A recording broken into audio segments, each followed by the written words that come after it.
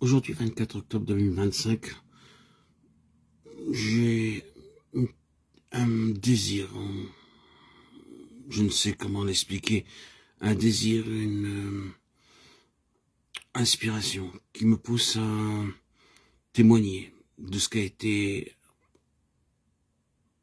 en résumé, à l'âge de mes 57 ans aujourd'hui, ce qu'a été cette vie pour moi, ce qu'est toujours cette vie pour moi. J'ai pendant de nombreuses années, dès l'âge de 17 ans, cru en Christ. Malgré les yeshivot, les écoles talmudiques que j'ai côtoyées, celles d'Aix-les-Bains, de Mehacharim, au centre même de Jérusalem, et toutes les autres écoles juives que j'ai côtoyées, que ce soit au Talmud Torah, j'ai toujours eu un mal existentiel qui me poussait à croire qu'il y avait autre chose que cette vie juive qu'on m'imposait, à laquelle j'étais restreint, qui est très belle, bien sûr, enrichissante en connaissances, car le peuple juif est le peuple du livre, le peuple de la sagesse. Mais en dehors de toute cette sagesse, à laquelle d'ailleurs je n'ai pas entièrement adhéré, et pour moi ce fut une bénédiction, car en cela j'ai pu rencontrer Christ et voir ailleurs. Me suis intéressé à Bhagwan Sri Rajneesh, Osho Rajneesh, un maître de la méditation. Je me suis intéressé au yoga, à toutes ces choses, toutes ces techniques de méditation. Mais rien ne m'a apporté de bonheur plus que Christ lui-même. Et je lisais secrètement, dès l'âge de mes 17 ans, la Bible, le Nouveau Testament. Contrairement à ce que les Juifs, les pharisiens d'aujourd'hui nous inculquent et nous interdisent de lire, je faisais abstraction de leurs commentaires et je continuais à poursuivre mon chemin dans mon cheminement en suivant le Christ. À l'âge de mes 25 ans, l'année de mon mariage, j'ai décidé de vouloir me faire baptiser. Mais vu les contradictions, les oppositions qu'il y avait à cette époque, et par rapport à ma femme qui elle-même qui est toujours juive orthodoxe, j'ai pas pu payer le prix que je devais payer. Donc j'ai renoncé, je continue à lire secrètement la Bible. Jusqu'à l'âge de mes 51 ans, où j'ai pu être baptisé le 26 septembre 2019, grâce à des missionnaires qui se trouvaient sur mon chemin au lac de ma ville, la ville natale, où je vis encore aujourd'hui, et où ma fille m'a amené à les rencontrer. C'était merveilleux. J'ai pu, en rencontrant ces missionnaires, ces hommes venant pour la plupart de Haïti, certains ont émigré à Montréal, d'autres sont en France. Grâce à ces hommes, grâce à ces personnes, j'ai pu recevoir le baptême par immersion, au lac même de ma ville, au lieu de rencontre, même où on s'est rencontrés, tout simplement. Le baptême à l'endroit fixe où on s'est vu, a été fait par immersion. Et j'en suis ressorti complètement différent. Moi qui étais toujours recroquevillé sur moi-même, replié sur moi-même, mon squelette, mon être physique s'est redressé. Je n'étais plus replié sur moi-même, j'avais reçu une sorte de dignité, de force régénératrice qui n'était plus de ce que j'avais vécu. Je vous rappelle que j'ai subi de nombreuses hospitalisations dues à mon état bipolaire et que mon mal-être existentiel a commencé déjà dès ma préadolescence.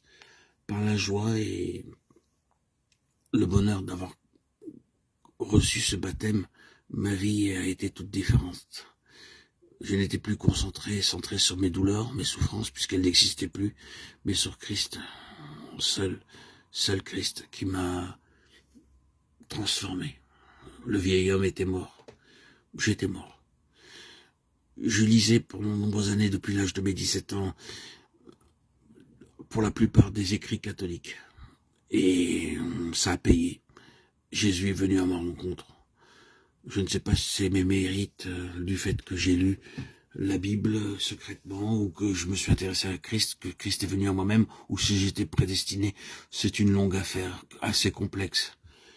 Je pense que j'étais prédestiné à suivre et à marcher sur le chemin de Christ.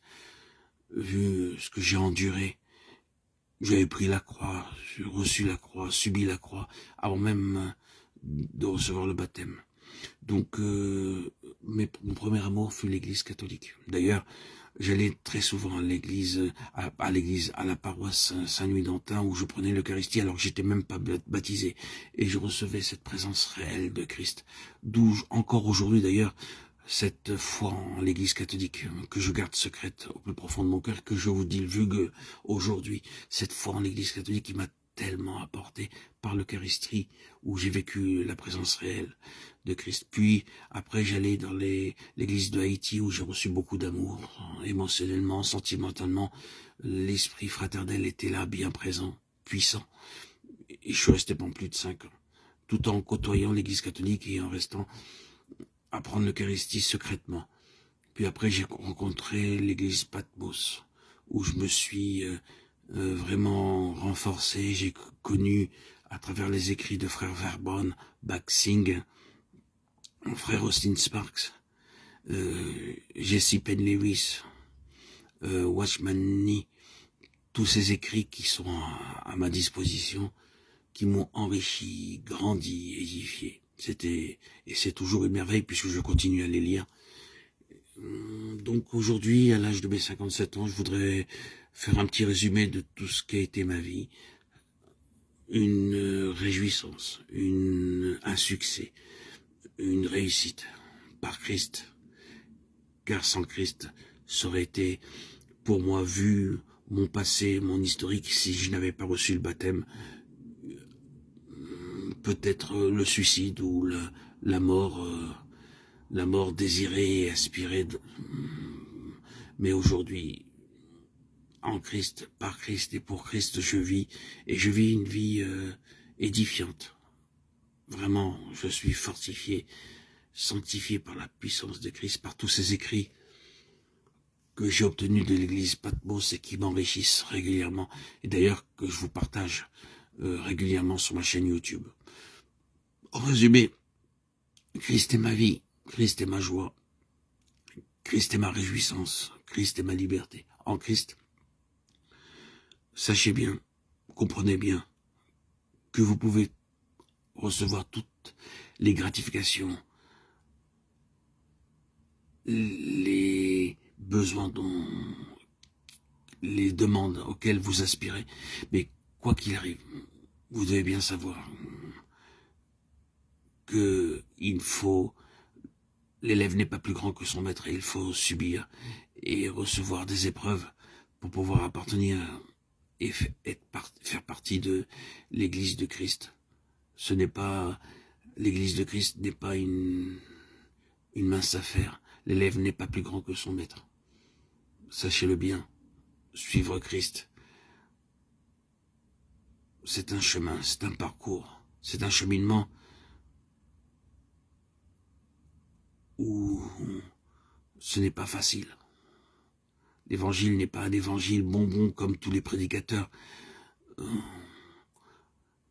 Les prédicateurs et les évangélistes qui s'intéressent à votre porte-monnaie veulent vous instruire. Suivre le Christ, c'est porter la croix. L'élève n'est pas plus grand que son maître, c'est porter la croix. Ainsi, vous pouvez avancer, comme ce le fut pour moi. C'est une merveille, et ça l'est toujours à ce jour. Gloire à Dieu au plus haut des cieux, et paix sur la terre aux hommes qu'il aime. À toi, Seigneur, tout honneur, toute gloire pour les siècles des siècles. Alléluia.